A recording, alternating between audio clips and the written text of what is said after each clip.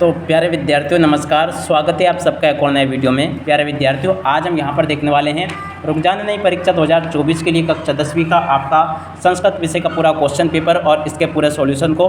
तो चलिएगा जल्दी से हम आगे बढ़ते हैं, देखते हैं और समझते हैं कि रुक जाने नहीं परीक्षा 2024 का आपका कक्षा 10वीं का संस्कृत विषय का क्वेश्चन पेपर किस प्रकार का आएगा और आप सब लोगों को अपने पेपर का सॉल्यूशन कैसे पूरा कंप्लीट कर लेना चाहिए। टोटली प्यारे विद्यार्थियों, पूरा का पूरा क्वेश्चन पेपर आज मैं यहाँ से आपको बताने वाला हूँ। एक भी क्वेश्चन यहाँ से आपका नहीं छूटेगा अगर आपने पूरे क्वेश्चन पेपर को अच्छे प्रकार से समझ लिया तो चलिएगा जल्दी से हम आगे बढ़ते हैं, समझते हैं आपके रुक जाना नहीं परीक्षा के पूरे क्वेश्चन पेपर को और इसके पूरे सॉल्यूशन को। तो देखिएगा कुछ इस प्रकार का क्वेश्चन पेपर आपको परीक्षाओं में देखने को मिल जाएगा, आप स्वयं यहाँ से इसको पढ़ लें। इस प्रकार के क्वेश्चन आपके पेपर में पूछे जाएंगे। पहला क्वेश्चन, उचितम विकल्पम चित्तवालिकत। देखो उचित विकल्प किस प्रकार से छांटकर आपको लिखना है। मम पदे विभक्ति अस्ति, तो देखो मम पद में विभक्ति कौन सी होगी, षष्ठी, तो यहाँ से आपको षष्ठी नोट कर लेना है। रमा शब्दस्य चतुर्थी विभक्ति एक वचनम शब्द रूपम भवति, तो देखो इसमें आपका आ जाएगा रमिया, यहाँ से आप लोग इसको देख लें। उसके बाद में अगला क्वेश्चन, राज्ञा पदे विभक्ति अस्ति, राज्ञा पद में विभक्ति कौन सी होगी, तृतीय विभक्ति होगी। पलम पदे विभक्ति अस्ति, पलम पद में कौन सी विभक्ति होगी, प्रथमा विभक्ति इसमें होगी। उसके बाद में अधोलिखितेषु अव्ययम अस्ति, तो देखो इसमें से अव्यय कौन सा, तो देखो इसमें आपका कुत्र आ जाएगा। अधोलिखितेषु अव्ययम नास्ति, तो देखो इसमें आपका अजा आ जाएगा। इस प्रकार से आप सब लोग इन प्रश्नों को देख लो और इनको पूरा का पूरा समझ लो ताकि आप सब लोगों को सभी क्वेश्चन अच्छे प्रकार से समझ में आ सकें। अब इसके बाद में इधर आ जाते हैं, इन प्रश्नों को पढ़ते हैं। यहाँ से आप सब लोग इन प्रश्नों को भी देख लीजिएगा। गच्छामि पदे पुरुष अस्ति, तो देखो गच्छामि में कौन सा पुरुष होगा, उत्तम पुरुष होगा। पचंतु पदे वचनम अस्ति, पचंतु में कौन सा वचन होगा, बहुवचन होगा। पिबेद पदे लकार अस्ति, तो देखो पिबेद में कौन सा लकार होगा, विधिलिंग लकार होगा। पराजय पदे उपसर्ग अस्ति, तो देखो पराजय में आपका परा उपसर्ग होगा।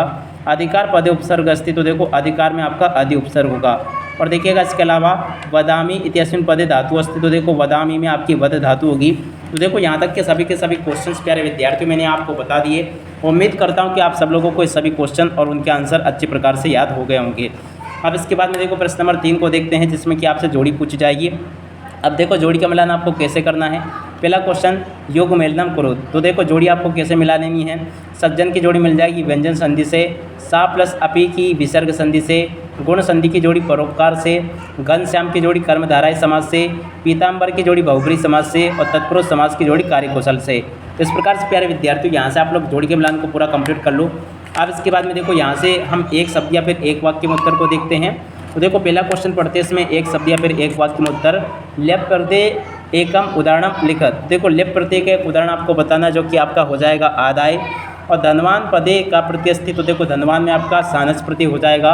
वद प्लस तुमुन इत्यस्मिन् पदम किम भविष्यति, तो देखो इसमें आपका वद तुम आ जाएगा। प्राणव्यापी कार्यक्षणिया, तो देखो इसमें आपका सदाचार आ जाएगा।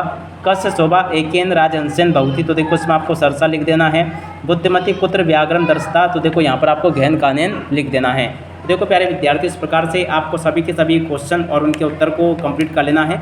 सभी के सभी क्वेश्चन और उनके उत्तर मैं यहाँ से आपको बता चुका हूँ। अब इसके बाद में हम आगे बढ़ते हैं, अगले क्वेश्चन को देखते हैं। तो देखिएगा प्यारे विद्यार्थियों, प्रश्न नंबर 5 में आपसे शुद्ध वाक्याम समक्ष आम और अशुद्धाम वाक्याम समक्ष ना इति लिखत, यानी कि यहाँ पर आपसे आम और ना पूछे गए हैं। तो चलो जल्दी से हम आगे बढ़ते हैं और इन आम ना को देखते हैं। तो देखो पहला क्वेश्चन, पत्नी शब्दस पर्याय भार्या भवति, ये बिल्कुल सत्य होगा। अधुना पदस पर्याय अत्र भवति, ये भी आपका सत्य होगा। सूर्योदय पदस विलोम दिवसा भवति अस्ति, तो ये भी आपका सत्य होगा। शिवा पदस विलोम अशिवा अस्ति, ये भी सत्य होगा। दुर्बलम विसर्वा इतस्य दुर्बलम विशेषण पदम अस्ति, ये भी आपका सत्य होगा। कुद्र कृष्का इतस्य कुद्रम विशेष पदम अस्ति, ये भी आपका सत्य होगा। तो देखिएगा प्यारे विद्यार्थियों, यहाँ तक के सभी क्वेश्चंस मैं आपको बता चुका हूँ। उम्मीद करता हूँ कि यहाँ तक के सभी क्वेश्चन और उनके आंसर आप लोगों को अच्छे प्रकार से समझ में आ गए होंगे। तो आप स्वयं इन प्रश्नों को देख लें और अच्छे से पूरा का पूरा इनको समझ लें ताकि प्यारे विद्यार्थियों आप सब लोग अपनी परीक्षाओं के पेपर में इनको अच्छे से लिख कर आ सकें। अब इसके बाद में देखो कुछ क्वेश्चन ये दिए गए हैं। प्रश्न नंबर 7 को देख लीजिएगा। प्रश्न नंबर 8 ये लिखा है, 9वां क्वेश्चन ये दिया गया है। उसके बाद में 10वां, 11वां, 12वां, इसी प्रकार के क्वेश्चन ये यहाँ पर आपको देखने को आपको मिल जाएंगे। अब इसके बाद में इन प्रश्नों को देख लीजिएगा। आगे प्रश्न नंबर 14 ये लिखा है। 14 के बाद में देखो प्रश्न नंबर 15 ये लिखा है। प्रश्न नंबर 16 ये लिखा है। 17वां क्वेश्चन ये लिखा है और 18वां क्वेश्चन ये यहाँ पर आपको दिया गया है। अब इसके बाद में इधर आ जाते हैं, तो आगे के प्रश्नों को आप लोग यहाँ से देख लो। सभी के सभी क्वेश्चन मैं आपको यहाँ से बता चुका हूँ। उम्मीद करता हूँ कि यहाँ तक के सभी क्वेश्चंस आपको अच्छे प्रकार से पूरे समझ में आ गए होंगे। तो देखिएगा यहाँ तक के सभी क्वेश्चंस आपको मैंने बता दिए। उम्मीद करता हूँ कि सभी के सभी क्वेश्चंस आपको अच्छे से समझ में आ गए हैं। तो आप स्वयं इनको अच्छे से कंप्लीट कर लें और अपनी परीक्षाओं के पेपर में आपको इसी प्रकार से पूरा का पूरा लिख कर आना है, ताकि आप सब लोग अपनी परीक्षाओं के पेपर में इनको अच्छी प्रकार से लिख कर आ सको। अब इसी के साथ में प्यारे विद्यार्थियों इस वीडियो को यहीं पर पूरा करते हैं। नमस्कार, जय हिंद, जय भारत।